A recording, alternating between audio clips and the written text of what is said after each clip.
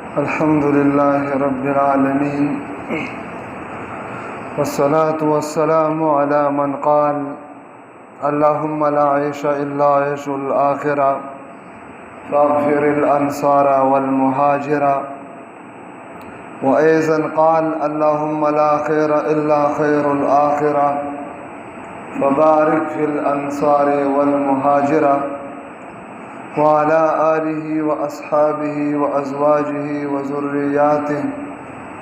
وخصوصا على الذين قالوا نحن الذين بايعوا محمدا على الجهاد ما بقينا أبدا. أما بعد، فأعوذ بالله من الشيطان الرجيم. بسم الله الرحمن الرحيم. قال الله سبحانه وتعالى: وأن المساجد لله، وقال: ومن يعظم شعائر الله فإنها من تقوى القلوب. وقال النبي صلى الله عليه وسلم: جنبوا مساجدكم صبيانكم ومجانينكم، أو كما قال النبي صلى الله عليه وسلم. درود شریف شوق باندې اللهم صل علی محمد النبی صلی الله علیه وسلم. زما معزز و محترم الله جل جلاله دی زما استاد د ټولو ایمان کامل او اعمال صالحه نصیب او فرمای. د دې دور د شدید او خطرناک ترین فتنو نه دی الله رب العزت زمونږ استاد د ټولو خصوصا او من د تمام امت مسلمه حفاظت نصیب فرمایي. معززو، تیر مجلس کې او تیر جمعه د مساجد او آداب هغه ما شروع کړو استاد حضور کې یو بدري آداب ما ذکر کړو. نن بام د څه آداب او تذکرہ استاد وړاندې کوو، چې مساجد دا د الله جل جلاله د دین شعائر او د الله د دین نخې دي. دی وجبه امت مسلمه باندې خصوصا د مساجد او آداب لحاظ ساتل دا انتهایی لازمی او ضروری دي. قرآن پاک کې رب العالمین فرمایي چې کوم انسان زما د دین د شعائر او زما د دین د نخو نشانو داغي تعظیم ساتي، خیال ساتي، عظمت ساتي،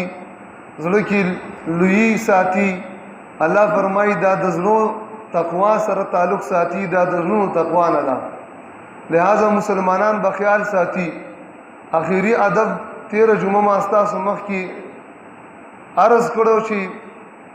تفسیری تقریبا دا ماویل او چې ماشومان هغه ماشومان چې د مسجد په آداب باندې نه پیږي هغه ماشومان به مسجد ته ناراضي. کم ماشومان خصوصا چې د وو کالو نه کم ماشومان کده وو کالو شي یا د وو کالو نه بر ماشومان چې بیا د خیر د راضي. ځکه نبی علیہ الصلوۃ والسلام په حدیث کې امر فرمایلی دی چې تاسو خپل ماشومان وتا منځ خای او منځ امر ورته کوي چې کله تاسو ماشومان د وو کالو شي او چې کله د 10 کالو ماشومان شو بیا منځ نه کوي، نو بیا وهي مو په منځ باندې د شریعت د حدود د ننه د غیر رعایت او خیال بساتی بیا سنا سو وهل او هغه ته زورونه ورکولم د نبی له صلوات و سلام د حدیث نه ثابت دي. نو هغه ماشومان چې د وو کالو نه کمی خصوصا د مسجد په آداب باندې نه پیږي، نو هغه به مسجد ته نه راوړي. الله پاک دې موږ او تاسو ته په دین باندې د عمل توفیق نصیب کړي. اوس دا خو د دین یو مسله ده، دا خو زما سره تعلق نه ساتي یا د بل مولا سره یا د بل سره، دا خو ټول کتابونو زمون فقهاو لیکلي ده. افسوس انسان له هغه وخت راشي چې ما مسأله بیان کو، بیا ځینې خلک چې مطلب د مدرسو نه فارغ یا طالبان عالمان هم وي، دا بې دلیله خبره ده. هلکه دا خو ټولو فقهاو لیکلي دي. ما د تیر مسجد هغه مجلس کې او 13 جمعه باندې الاشباح والنظائر عربی عبارت هم ویلو، نو بیا څنګه بې دلیله خبره ده؟ زه الحمدلله یوه خبره بې دلیله نه کوم. نو دا څومره آداب چې زه ذکر کوم، نو دا د مفتی اعظم پاکستان مفتی محمد شبیر رحمه الله رساله دا ګور ما سره په لاس کې او احکام المساجد باندې دا ټول کسي مې هغه پسې وحدت لري ذمہداری باغه او غلط می باغه زه صرف ناقل منقل کوم نو کسو کې منیو کني منی بیا چا لره حدیث به نشته حدیث به ول نشته امام طبرانی حدیث نقل کړی دی امام ابن ماجه حدیث نقل کړی دی مصنف ابن عبد الرزاق په هغه کې حدیث نقل دی نبی علیہ الصلوۃ والسلام فرمای جنبوا مساجدکم صبیانکم ومجانینکم تاسو خپل جمعتونه دا د ماشومانو د لیونونو وساتئ ماشومان او لیونی به مساجد ته نه راولي صریح حدیث په دې باندې موجود دی اوبله خبره چاته معلوم نه وي نو د کوی چندخته هو د دنیا پته نه لري څومره فراخه ده لہذا صریح حدیث په دې باندې راغله نبی علیہ السلام فرمای تاسو خپل مساجد د ماشومانو نه او د لیونونو څخه یو هغه ماشوم چې د مسجد په آداب باندې نه پیږي هغه لیونی چې هغه داسې لیونی وي چې هغه د مسجد د آدابونو نه خبره وي دغه مسجد ته راوستل نه دي درست مفتی محمد شفیع مولا دا جواہر الفقہ جلد نمبر 3 اور صفحہ نمبر 111 کی فرمائی دیکھ پلا ہوئی مسجد میں بچوں اور پاگلوں کو داخل کرنا حرام ہے اگر ان کی نجاست کا گمان غالب ہو اور ورنہ مکروہ ہے ما دغه مسله کړی و کچرته کې د ماشوم نه د مسجد د ګندګیره د پلیته او دغه د بیا د به خطر وي ماشوم راوستل مسجد ته سدي ټول وایسه دي حرام دي حرام او کدا خطر نم وا ځون غالب نم دی ورنه مکروه ہے بیا هم سدي بیا مکروه دي دا خو زما خبره نه ده نو کوم حضرات چې نه مونږ نه خو خرد لکه نیول نه دی پکار الله تعالی دې مونږ ته حق پرستی نصیب کړي اکابر پرستی جماعت پرستی تنظیم پرستی دله پرستانه دی الله رب العزت مونږ او ساتي الله دې مونږ ربانیین جوړ کړي خدای پرست څه شي جی خدای پرست الله دې مونږ ټول ربانی جوړ کړي امین وایا لہذا دا بنه راولي دوی مسأله دا د محترم په مسجد کې د مسجد د آداب خلاف او چې مسجد کې دا کوم کار ناجایز دی نن هغه دوی مسله بیانوم د مسجد سره تعلق ساتي هغه د جنازي منځ دی نو جنازه به په مسجد کې نه کیږي جنازه منځ او جنازه وړل مړې مسجد ته وړل دا مکروه دي څه شي دي ناجایز دي ناجایزه جنازه به جنازي لپاره خپل زیوی هغه ته جنازګاه وي یا مطلب په شاړه کې یا حجره کې بل ځای کې کولش او مسجد تبا مسجد کې بل جنازي منځ نه کیږي درېو مسله په مسجد کې داسې چیزو لکه ورګه ده یا مطلب کټمل دی یا سپګی ده یا داسې دی په شان ماشه مچ وغیره دي نو دا مړکول په جمعات کې لغرزول داسې شي دي مکروه دي څه شي دي داسې زونه مسجد صفا ساتي کدا سړی مړ کې نو دا بیا واخلي ځان سره او د مسجد نه بهر د سکیو غزار کی مسجد ته بدا نه غزاري دریم نمبر مسجد چې کوم شرعي مسجد دی تیر جمعه ما تاسو ته وضاحت کړو چې شرعي مسجد هغه دی چې کوم ځای کې سجده لګي او مونږ کی دا د سپلو زی دا د سونو زی دا د امام کور او کمره دا شرعي مسجد کې نه راځي دا عرفي مسجد کې راځي نو شرعي مسجد کې نو تش او د سماعت تقاضا کول نو دا اگر چې په لوخي کې اولی اونشي او بیا بهر غزار شي نو دا مکروه دي دا حرام دي حرام دا ناجایز دي دا کار به خلک نه کوي بل مسله دا د محترمو چې د مسجد د زمکه نه یا د مسجد اجزا نه د مسجد آبادی نه چې د صفایي پنید باندې نه وي د خپل ضرورت پوره کولو د پاره د مسجد اجزا دغه خوري دغه خختي د ارس ناروا دي څه شي دي دا بس کورتا البته د برکت پنید باندې لګ ډیره خوره کسو کیوس نو جایز دی صحیح ده د برکت پنید خو د مسجد اجزانا هغه کور استعمالول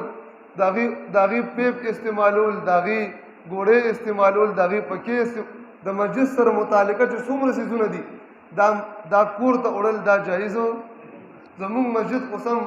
هغه د بازار سوي هغه کرای باندې ورګه دا شي نه ملایږي زموږ مسجد نه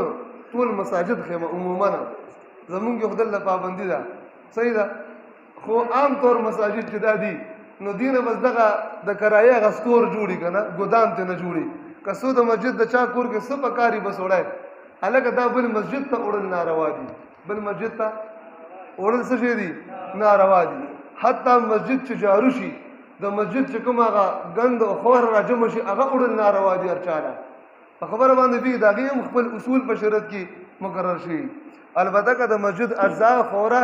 هغه مسجد نه لرې کې، لکه نن سبا مساجد پاخه دي،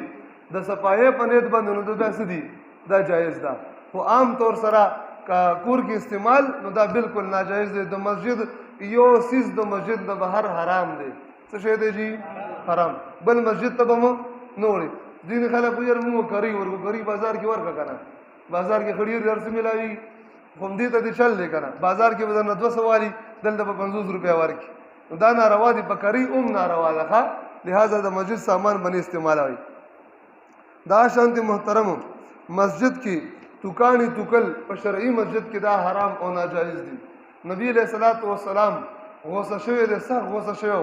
او نبی علیہ الصلوۃ والسلام بد ګڼلی دي په داسې توکان. خو هغه مسجد نبوي هغه وخت کې کچو شګي وي خورې کچا به دوکان اوته کې او خوره دې واچول، خو هغه اوس شو بس راخ کیسه ختم شوه. نو نبی علیہ السلام به فرمایل چې د دې هغه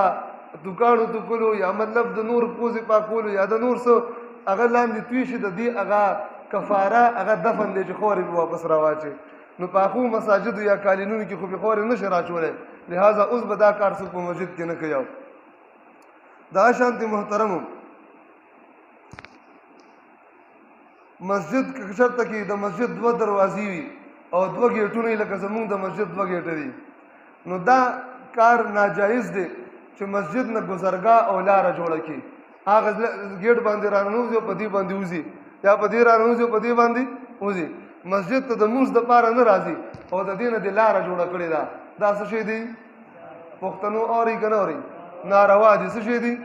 زمونږ محلي والا دي خاص کر وایي ښه دا کار به نه کوي، هغه طرف باندې بتاویږي. د دې نه به لاره نه، دې نه خو ماشومان هم ځي او پکې هر څوک منډې وایي. لہذا د مسجد نه 2 دروازو 2 ګیټونو مسجد نه ګذرګاه جوړول دا ناروا دي ښه. مسجد د عبادت ځای دی، صرف عبادت دپاره ورته راځي. دغه شانتې بلا ضرورته په مسجد کې نو بوټي کرل دا هم ناروا دي. البته که دې دپاره چې مطلب یو ځمکه دغه نمناکه ده او هغه جبه غونته ده، ته وایي چېرې د مسجد ځمکه اوچه شي او دا نم او دا نمي پکې ختمه شي نو بیا درسته ده. خو عام طور بغیر ضرورت نه نو مسجد کې به بوټي هم نه کریا. دغه شانتي په مسجد کې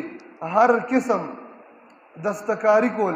او هر قسم کسب کول، کپڑے ګنډل، ټوپۍ ګنډل، دغه شانتي زیورات برابرول، هر حتی چې علماء لیکلي دي چې د حدیث او د تفسیر او د فقه مسائل په اجرت او په کری باندې لیکل ناروا دي. خبره باندې وی شوي دا کار باندې کوي ښه. لہذا دین بعد کوم قرآن والا راغی که نه، موږ ورسره ډېر زیات ګزاره کړي، دا قرآنونه چې ګنډي نو هغه ځای کې به یې کېنوئ ښه. شرعي مسجد کې ورته اجازت که زه یم که نه یم ورته دا درست نه دي، ځکه پیسې اخلي. صحیح شو، دا په اجرت باندې قرآن ګنډي نو هغه ځای کې به ګنډي، دلته به نه ګنډي. بله دا د محترمو دا ګورم مفتی شفیع صاحب رحم الله فرمایي، ما دغه مسئله بیان کړې وه د تعلیم القرآن، بچوں کو قرآن شریف وغیرہ اجرت لے کر مسجد میں پڑھانا بالاتفاق ناجائز ہے. بالاتفاق مسجد کی معشومان و سبق خودل پہ اتفاق سر دی اور بلا اجرت میں ثواب کے لیے بعض فقہا نے اجازت دی ہے. کپیسون بغیری نبی عزین فقہا اجازت ورکڑے دے، لیکن بعض فقہا اس کو بھی ناجائز نہیں سمجھتے کیونکہ بحکم حدیث مسجد میں بچوں کا داخل کرنا ہی ناجائز ہے. لہٰذا ځینې فقها وایي که پیسې دې اخلي که نه اخلي، مسجد کې ماشومان ته سبق هغه جدا غیر عرفي مسجد کې به ورته ښایي یا د هغې دپاره مدارس ته او تېره جمعه ما تفصیل درته کړی و. دغه شانتې محترمو د مصیبت دپاره په مسجد کې ناسته د تعزیت دپاره مړی وشو او مسجد کې ته کښېنې ضرور زه، دا هم ناروا دي. مسجد کې به مکروه دي ناسته به دې دپاره نه کېږي. په مسجد کې تمام عقود اخیستل، خرڅول او څومره چې عقود دي تجارت سره تعلق ساتي دا ټول ناروا دي. سیوا د عقد نکاح نه، نکاح مسجد کې څه شی ده؟ دا مستحب ده. څه ده جي؟ مستحب ده. البته که چېرته یو سړی اعتکاف ته ناست او کاروباري سړی دی نو د اعتکاف په دوران کې نو سړی اخیستل خرڅول کولی شي خو مبیع او سودا به مسجد ته نه حاضروي په دې ځای نه د ریټ کوي او نور هغه څیز به مسجد ته نه راوړي د اعتکاف والو نه بغیر مسجد کې اخیستل خرڅول دا ټول څه دي عقود ټول ناروا دي البته عقد نکاح ده نبی علیہ الصلوۃ والسلام فرمایي چې کله تاسو نکاح کوئ نو مسجد کې وکړئ او د جمعې په ورځ وکړئ څه کیږي مسجد کې او د جمعې په ورځ باندې چې خلک ډیر زیات خبر شي چې دا نکاح په آزاد شوی د ناروا طریقې سره نه ده شوی دا شان محترمو مسجد ته چې کوم انسان بدبودار سیز خوري بدبودار سیز لکه پیاز اوګه موله یا داسې سیز شاغي نه بیا د خولې نه بدبو ځي نو حدیث پاک کې صراحتاً من راغلی ده څو پورې چې د خولې نه دا بدبویي نه لرې کړي نو مسجد ته به نه راځي حتی که کم کس سره ودرېږي او دته د خولې نه بدبویي تکلیف یې هغې ځان نه لرې کولی شي دا اجازت فقهاو ورکړی دی ښه ځکه نبي علیہ السلام فرمایي چې کوم سیز نه انسانانو ته تکلیف رسی نو هغه سیز نه فرشتو ته هم څه رسی فرشتو ته تکلیف رسی مسجد ته په دې مونځ په وخت کې فرشتې راځي نو چې خولې نه د مولی یا مطلب د ټیپرو یا د څه شي وایه پیاز او دغه شانتې د چا د اوږې وغیره وږمځي نو هغې ته تکلیف رسی نو نبی علیہ السلام فرمایلي زما مسجد ته به هغه پورې نه راځئ څو پورې چې د خولې دا بدبویم ختمه کړي نه وي ښه البته یو شل درته ښیم امام ابن کثوب مولیانو نه کلاریږي د زنانو د ذات یې که نه هغه ته شل ښایي مونږ یې نه خورو زه به جنت کې انشاءالله مولی نه خورم په خبره پوه شي دا چې خپل طبیعت نو نه خورو د دې وږمې د لاسې نه خورو صحیح شوه نو نبي علیہ السلام امام ابن قیم رحم الله په طب نبوي کې نقل کړي چې کوم کس دا غواړي چې مولی وخورم او د خولې نه مې بدبویي لاړه نه شي نو مولی خوراک نه مخکې دي یو ځل په نبي پاک صلی الله علیه وسلم درود شریف ووایه صحیح ده چې یو ځل درود شریف وویلې بیا مولی خوره بیا به د خولې نه بدبویي نه ځي ښه درود دومره خوشبوداره څیز دی الله دې موږ ته نصیب کړي یو ځل ټول وایي صلی الله علیه وسلم لہذا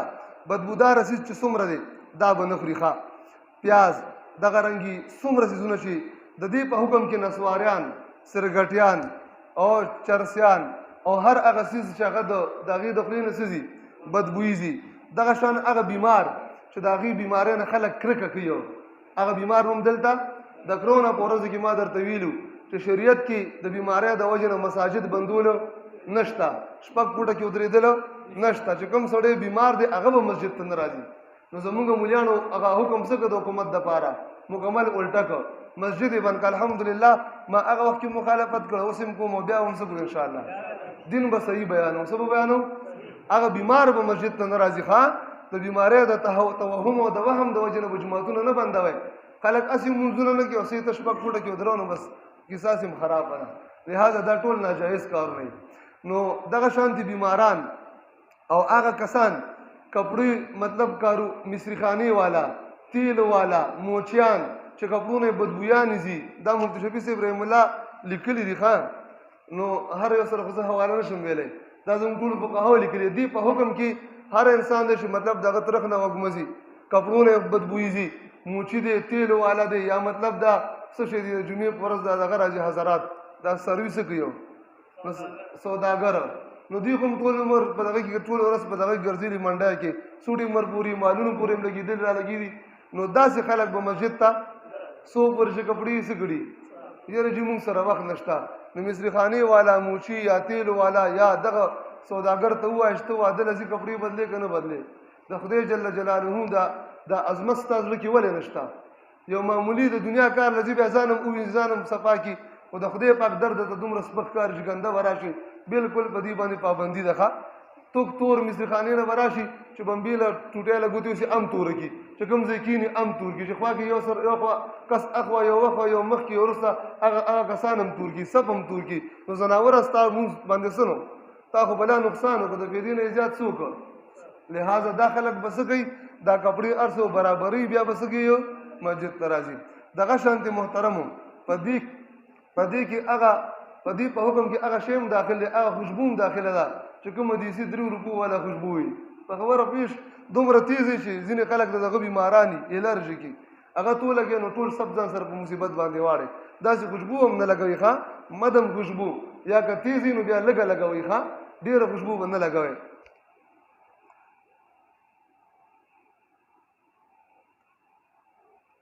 دغه شانتي محترمو بل ادب دا دی د مسجد چې په مسجد کې به خرید او دغه نه کېږي دا د ګم شده او د ورک شوي څیز اعلان به نه کېږي صحیح ده که نه اوس خو د اعلانونو سم سنټري مسجد صحیح ده چې کوم څیز وران شي ورک شو نو هغه اعلان چې کوم ځای نه کېږي مساجد البته چې کوم څیز په مسجد کې ورک شو نو بیا د هغې اعلان درست دی مسجد کې دننه ورک شو بیا اعلان کولی شي که مسجد نه بهر کوم څیز ورک شو نو بیا درسته نه دی د مړي اجازت شته خیر دی هم بهتر نه دی خو د مړي د اعلان اجازت شته یا انتهایی قیمتي نو بیا کنه نبی علیہ الصلوۃ والسلام دې تخیری فرمایلی صحابه په مخ کې د نبی علیہ السلام په مخ کې یو کس راغی په مسجد کې اعلان کو فلانه سیز مان ورک دی نبی علیہ السلام ورته یقول لا ردها الله عليك صحابه ته ویل وای ورته چې خدای پاک دې دا ته واپس نکړي د حضور خیری دی مسجد کې چې اعلان وکړ د ورک شوي سیز هغه سیز ورته ګورې بیا ډېر په مشکله ملاویږي ښه لہذا دې دپاره داسې طریقې کار پکار دی چې د علاقې په سطح باندې نو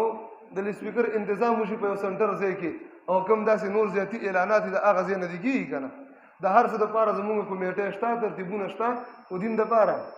نشته دی د هغې حل شته دی موجود دی لہذا مسجد کې به محترمو دا څیزونه نه کړي الله رب العزت موږ تاسو د عمل توفیق نصیب کړي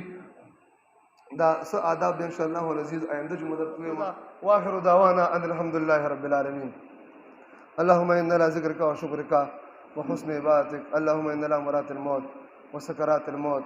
اللهم أرنا الحق حقا وارزقنا اتباعه وأرنا الباطل باطلا وارزقنا اجتنابه اللهم إنا نسألك الهدى والتقى والعفاف والعناء اللهم أرنا الحق حقا وارزقنا اتباعه وأرنا الباطل باطلا وارزقنا اجتنابه إله العالمين من طول صحیح دیندار و ایمان کامل والا وګرځې یا الله خدای پاکه په ملک پاکستان کې خصوصا او من پتا تمام دنیا باندې یا الله د اسلامي نظام سپرلی راولي خدای پاکه الہ العالمین په دې ګنده نظام کې زما د پیغمبر شان محفوظ نه دی د صحابو شان محفوظ نه دی د قرآن عظمت محفوظ نه دی خدایا د امهات المؤمنین عظمت محفوظ نه دی الہ العالمین ستا دین ډېر بې قدره دی خدایا د دې په نظر کې ستا دین انتهایی ذلیل او خوار دی الله دا د ټول نحوست د دې ګنده او د دې پلیت او انګریزي نظام دی خدای پاک دا نظام بشمول د ټولې دنیا نه یا الله دا دړې وړې کې خدای پاکه دا د مخ د ځمکې نه ورک کې الله الہ العالمین که د صحابو شان محفوظ دي خدایا مونږ ته پس مخ د ځمکه د ژوند تېرولو نور باقي الله حاجت نه دی پاتې شوی خدای پاکه زمونږ ځوانان یې فضول دي الله زمونږ علم فضول دی خدایا زمونږ تمام تر صلاحیتونه فضول دی الله نن مونږ غونډه کمزوري نام نهاد مسلمانان موجود دي او د صحابو بیبیان خدای پاک 1500 کاله بعد هم څوک نه پرېږدي الله صحابه 1500 کاله بعد هم څوک نه پرېږدي خدایا یا الله یا خو مونږ په مټو کې طاقت د انتقام پیدا کړي الله او یا مخ د ځمکې نه په کامل ایمان سره مونږ زر تر ځکه ورک کړي الله خدای پاکه باقي مونږ ته د غیرت د سترګو چتور هغه وخت نه دی پاتې شوی تا ته مونږ انتهایی ټیټ سترګې وي الله ډېر ملامت وي خدای پاکه پروردګار عالمه قادیانان او الہ العالمین او شیعاګان زنادقه کافران او د دې پشپنایي کوونکي خدای چې په هر صورت کې هر څوک کې خدایا تخپل غضب په سپېړه باندې وې الہ العالمین نست و نابود کې الله په هر کور کې فیصل خالد پیدا کې په هر کور کې ممتاز قادری پیدا کې الہ العالمین خدای پاک په هر کور کې مجاهد پیدا کې یا الله د دې ککره قرانون کې پیدا کې خدای پاک دې د مخې د ځمکې نه ورکون کې پیدا کې الہ العالمین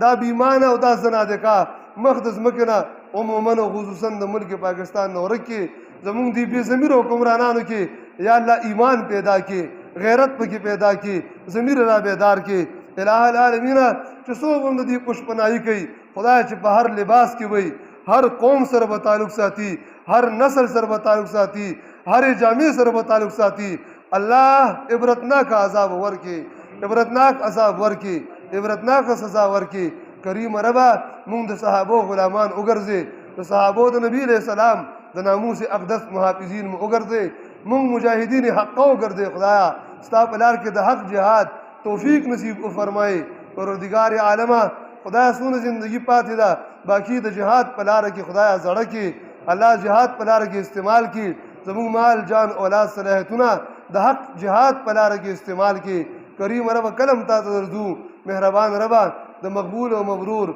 حقیقي تاج د شهادت سره یا الله مونږ خپل ځان ته وبلا دا کومو زنادکو چې ګستاخي کړې ده الٰه العالمین عبرتناکه سزا ورکړي یا الله په ژبې ګونګیان کې په سترګو یې ړانده کړي په لاسونو خپو یې شلیان کړي الٰه العالمین د طاعون غونته وبا پې مسلط کړي الله جزام پې مسلط کړي دنیا ته نښه د عبرت وګرځي الله د دې پشپنایي کوونکي مې الله دنیا ته نښه د عبرت وګرځي شان صحابه